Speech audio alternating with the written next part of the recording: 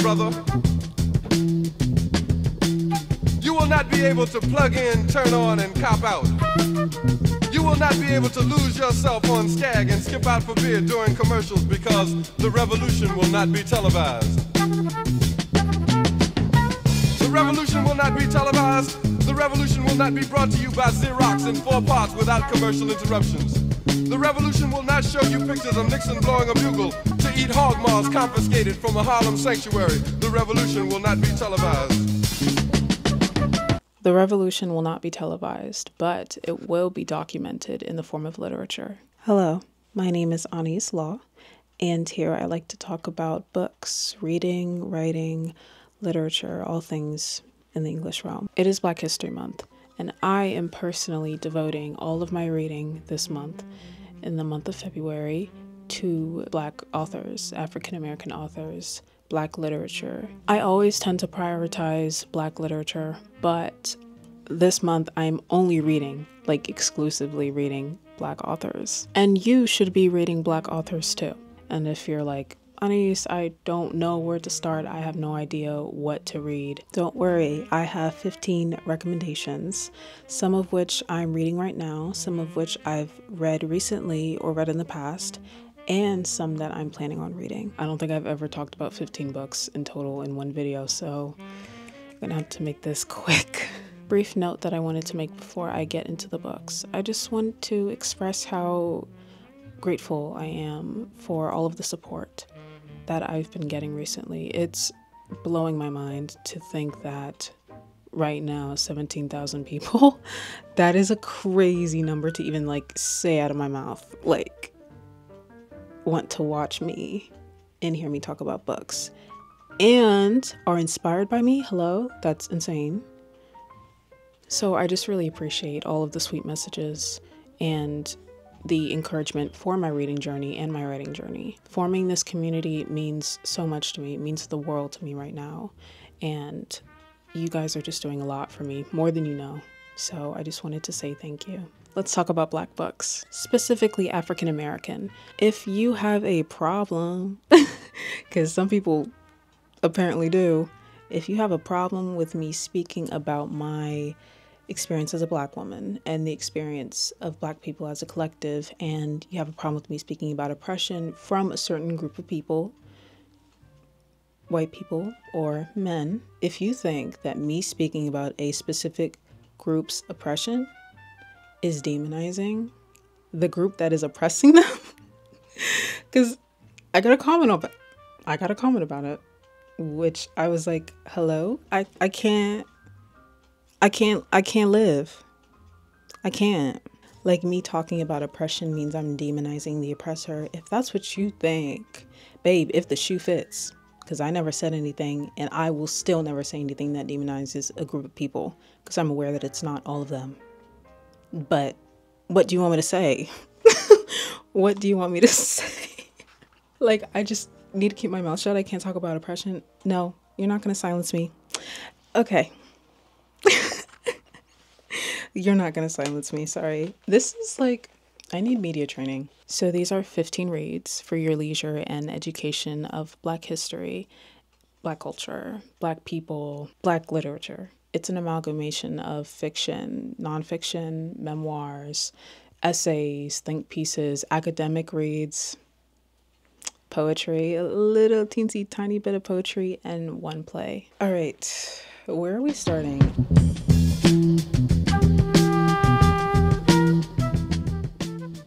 So far, I have read 2 books this month, and the first one is Blues for Mr. Charlie by James Baldwin. It is a retelling of what happened to Emmett Till, and it is in the form of a play. It is a very powerful play, and I think that it holds just as much power if one were to go and watch it in theater or just read it. The characters are all so intricate, and they are all filled with so much pain.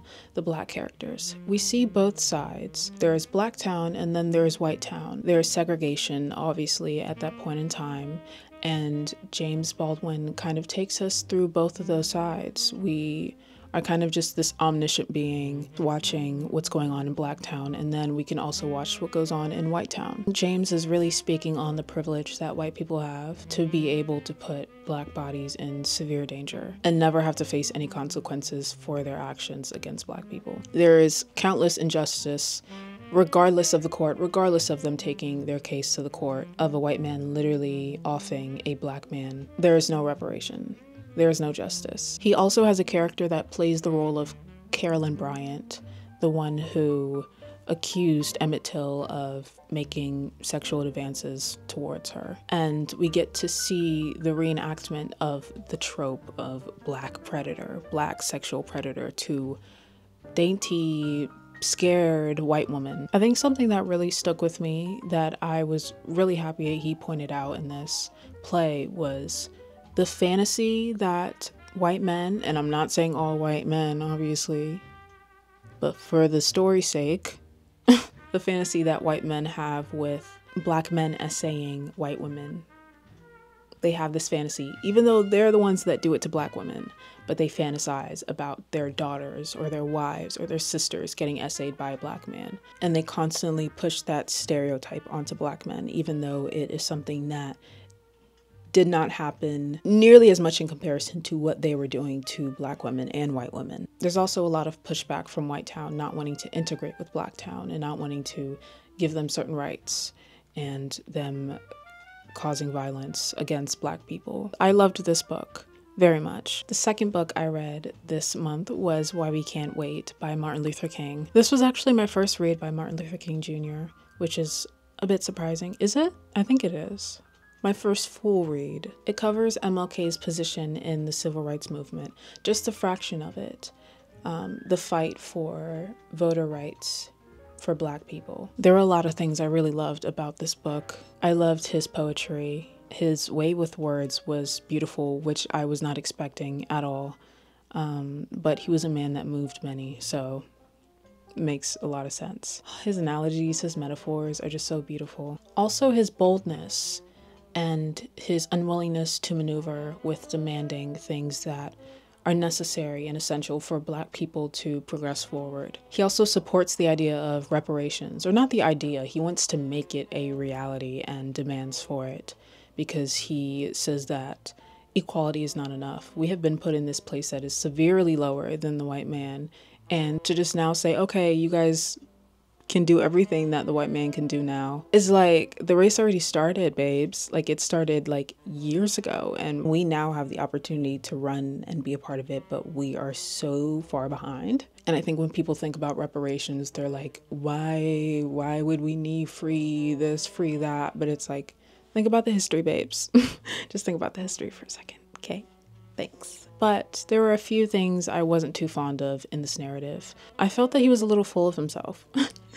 Just a little, not a little, kind of full of himself. And I wasn't too fond of his use of the word Negro, but I can understand that that was a term that they used back then. I just think not very progressive, you know? And I also feel like some of there were like little potholes in the narrative where the inferiority complex of Black people came out a little, just a little. I do believe that this was an essential read for me to just inform myself about the history of how Black people gained the right to vote. Even though it was legal, they still didn't have the right at the time. And Martin Luther King is the reason we now have the right to vote. Finally, I have a physical copy of a book.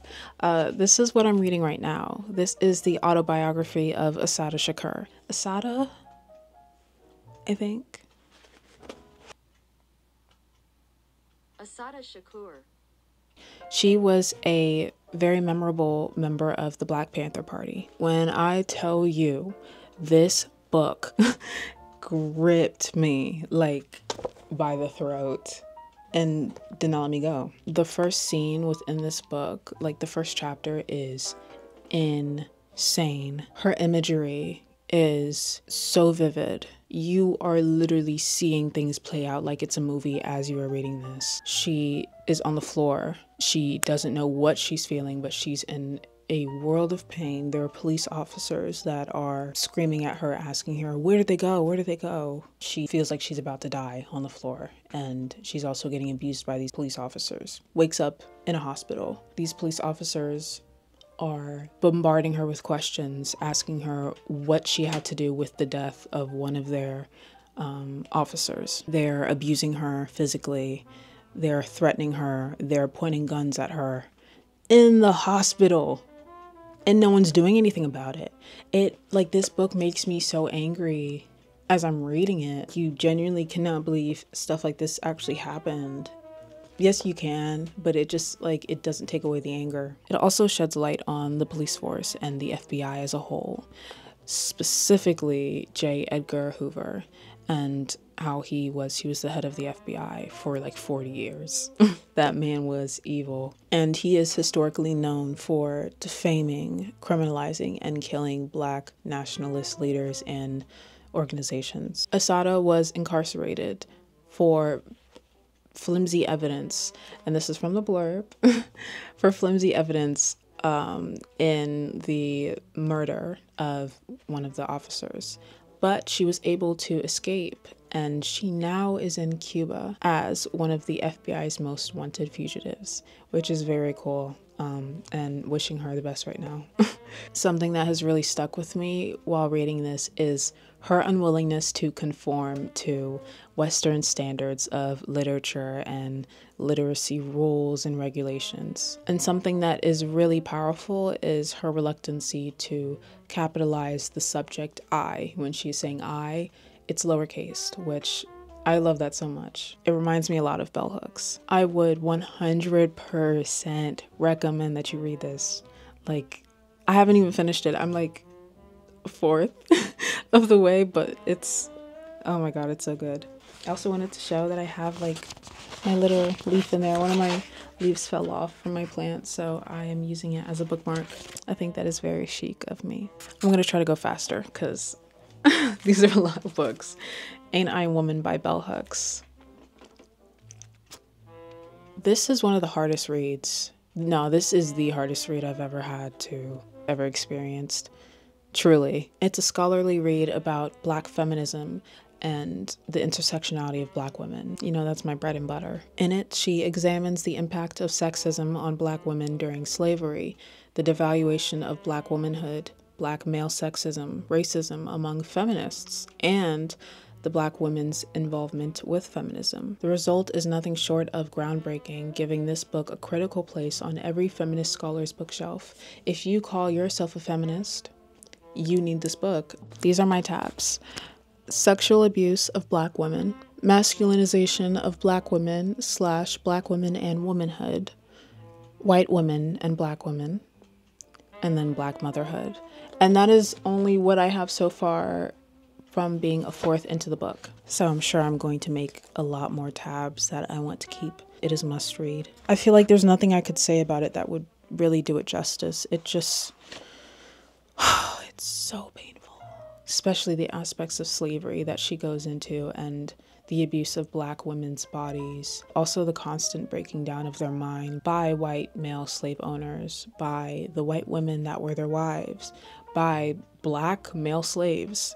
Everyone has it out for Black women. This was one of, if not the first, critical scholarly book that focused solely on Black women and the complexity of their experience throughout history. It transcends time and space, and it is wonderful and so excruciating. Now I want to talk about the books that I want to read this month. The book that I'm so excited to read, and I've had this one on my TBR for a minute, and that is Mouths of Rain, an anthology of Black lesbian thought by Brianna Simone Jones. It's a collection of Black queer writing across genre, time, age, political leanings, identity. Mouths of Rain includes writing by Black women who have shared intimate and loving relationships with other women, as well as Black women who see bonding as mutual, Black women who have self-identified as lesbian, Black women who have written about Black lesbians, and Black women who theorize about and see the word lesbian as a political descriptor that disrupts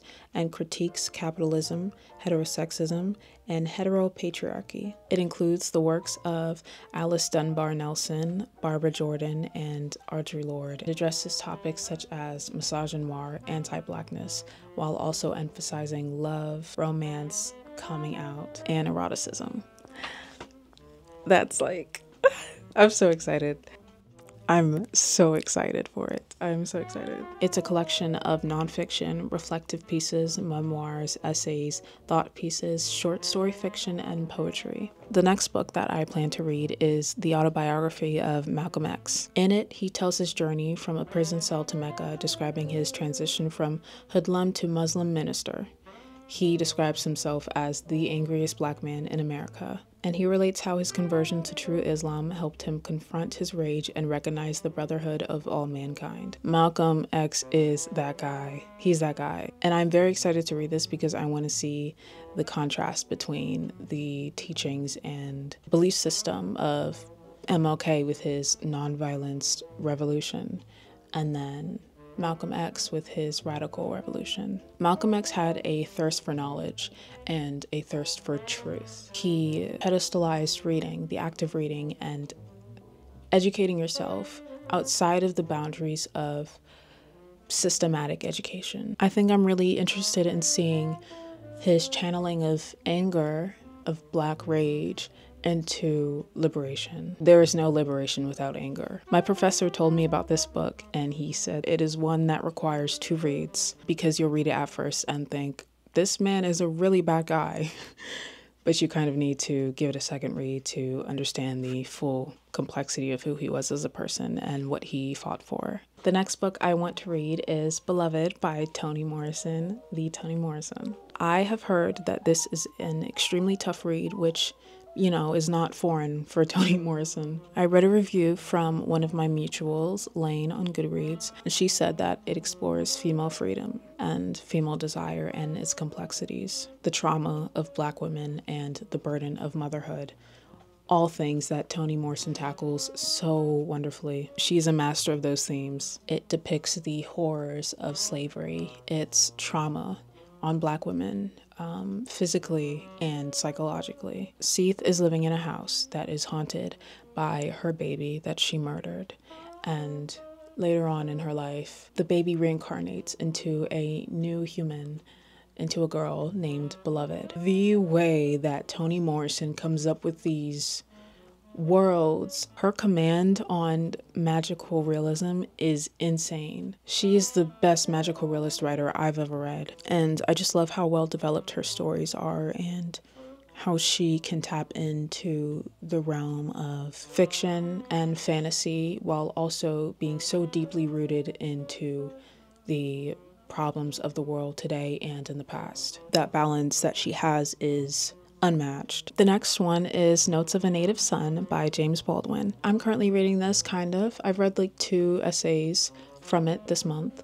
One of them was actually last month. It's a collection of essays about his life and his experience in the ghettos of Harlem, his experience as an African American abroad in Europe, and also critique on media and Black culture. He talks about the white gaze a lot and how white people view Black people. And he also talks about the Black gaze and how Black people, whether they're African or African American, how they view each other as a collective and as completely opposite. Baldwin talks a lot about the spectacle and perception of oneself and of others, and this pervasive idea of superiority and inferiority. I think if you want to know about who James Baldwin is, you need to read this. Enough said. And then the last book that I will read, or will hope to, is Hood Feminism: Notes from the Women That a Movement Forgot by Miki Kendall. In Hood Feminism, she focuses on intersectionality. Again, me and intersectionality go like this. Yeah. She speaks on how Black women do not fit within mainstream feminist narratives. She focuses on issues that Black women and women of color face in underrepresented and underfunded underprotected communities in America. And she calls out white feminists and their lack of solidarity for Black women and women of color, and how the feminist movement has always been centered around cisgendered, heterosexual white women. So this book really sheds light on systematic oppression, systems that disproportionately affect Black women. Let me read you the contents within the book. If I can do that, I think I'm allowed to do that. Okay. Solidarity is still for white women. Gun violence. Hunger. Of hashtag fast-tailed girls and freedom. It's raining patriarchy. How to write about Black women. Pretty 4A. Black girls don't have eating disorders. The fetishization of fierce. Yes, talk about it. The hood doesn't hate smart people. Period. Missing and murdered. Fear and feminism. Race, poverty, and politics. Education. Housing. Reproductive justice, eugenics, and maternal mortality. Parenting while marginalized. I can't wait for that one. Allies, anger, and accomplices.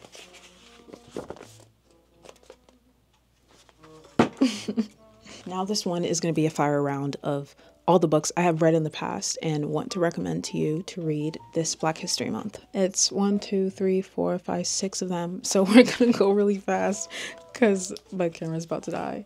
The Bluest Eye by Toni Morrison. I have spoken about this already in a video of mine. If you haven't watched it, you definitely should. I will have it linked. Toni Morrison focuses on a Black girl who hates her skin color and wants to be white, and how she harps on that her whole life. And it also focuses on the hatred that Black people as a whole have of themselves and their community, and how that manifests in violence against each other, against themselves, of verbal violence, physical violence, sexual violence. This book is painful, and again, it deserves a read from everyone. I loved this book so much. Like, this is top 3 for me. So, The Trees. Hold on. The Trees. The Trees. This one? Pick it up. Like, if there is any book you will pick up. Okay. This is fiction. This is a retelling of Emmett Till. Again, what happened to Emmett Till. But, I can't even describe this. It's in a town where there's an investigation going on, and the investigators, the policemen, are trying to figure out why this dead body of a Black man keeps showing up at every crime scene where a white man is killed, or multiple white men. Okay, let me just read the blurb to you.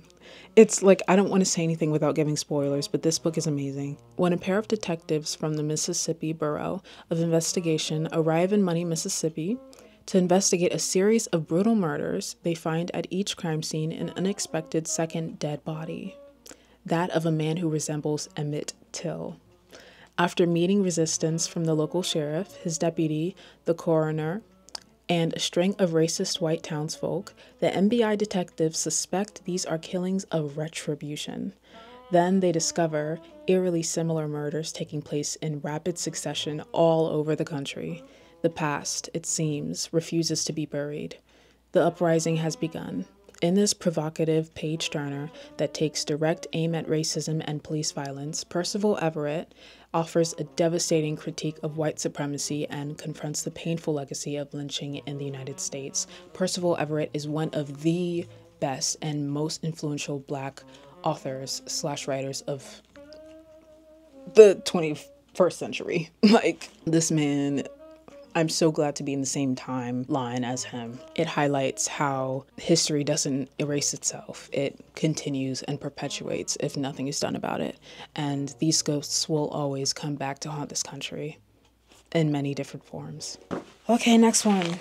Oh, fuck. Policing the Black man. This focuses on this system of policing, how the police force originated from slave catchers, from the system of slavery. And its roots are still still continuously in that. This is an essential read. I actually wrote an essay on this book on systematic oppression of Black people, and this just focuses on Black men and boys that are policed in this country and their conviction also in the court, and how they are disproportionately criminalized, and also the death penalty, how that was created for Black bodies. It just covers so much ground within carceral narratives of Black men. It also covers the lynchings of Black men by white Klansmen who were also policemen, and the disproportionate incarceration of Black men and their killings within jail, within the police system. It is such a good read. It is such a good read. Like, yeah, this is also a collection of essays, if I did not specify that, I think. But it is edited, and the introduction is by Angela Davis. Very good stuff. And then the other book that I also had written my essay on, The Color of Law. This book is amazing. It is by a white author, though, I will say.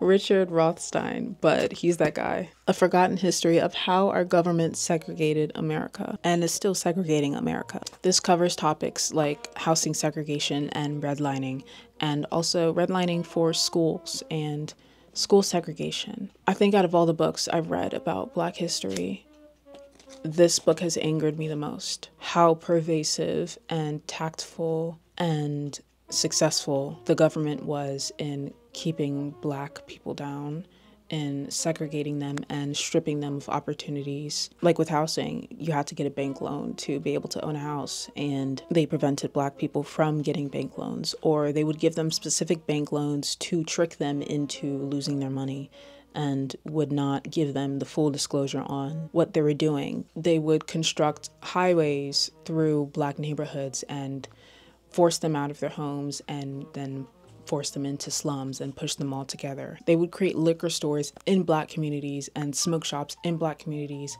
but they were banned in suburban white communities. The planting of drugs in these Black communities, it's all the government. And it pisses me off when people try to paste these ideas onto Black communities. It's like, no, babes, those were the white men that did it. And it's so upsetting that these things still persist today, because this wasn't long ago. This was a couple of decades ago. I think if you really want to know about Black history and how the government has kept Black people down, this is the book. This is the book. It covers everything. It covers really everything. And I'm going to give it a reread because this is one I need to return to. And also Policing of the Black Men. The Fire Next Time by James Baldwin. This is a critique by James Baldwin of America as a whole and white Americans, and their complacency with racism and their perpetuation of racism as well. Like I said in my other video where I mentioned this book, one of my favorite reads of 2024, he calls out white Americans and critiques the system of America and its violence against Black people, the forces of the government, how they continuously keep Black bodies down, the whole prospect of superiority and power. He just critiques it all. He calls it all out. So, love this man so much. It's so poignant. The last book that I have for you is Assembly by Natasha Brown. This one is a fairly new one. This was published in 2021. Natasha is a new author. I also wrote an essay on this book. This focuses on a Black female protagonist and her life within corporate America and how she has to sacrifice her body, her being, her health, her mental health to be accepted in white spaces and to make a living, to make as much money as she does. The writing style is so stream of consciousness, but also so detached, but there's so much emotion packed into it, and it's very short, but it says so much. The ending is so powerful, so powerful. She talks about the white gaze and how Black women are perceived by white people as individuals and as a group. The writing is so elegant and bold, but so simple and soft. It's amazing. I love this book so much, and I look up to Natasha a lot.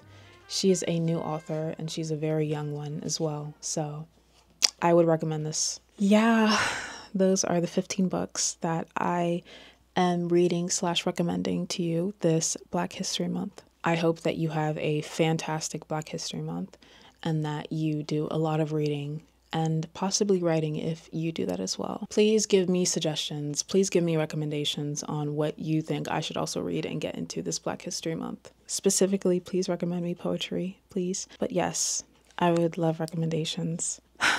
All right, that is all I have for you. It was lovely talking to you again. I missed you.